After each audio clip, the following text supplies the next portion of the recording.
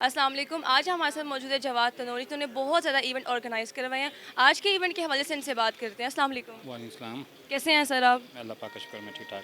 आपने आज का इवेंट ऑर्गेनाइज़ करवाया जी, जी।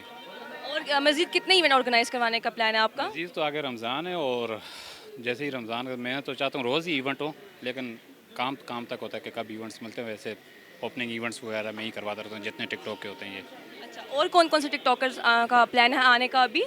आज तो मेरे ख्याल से बहुत कम ही प्लान है। ये जेरी भाई हैं, अपने संदल खटक के सिंगर, उमेर अवान है, उस्मान दादा हैं साथ, ठीक है, और जुनैद हैं। ये सारे जितने लड़के हैं माशाल्लाह फेमस है, हर कोई अपनी अपनी फील्ड में प्रोफेशनल भी है। जेरी माशाल्लाह बिगो स्टार भी है, साथ दूसरी स्टार बिगो स्टार भी खड़ी है।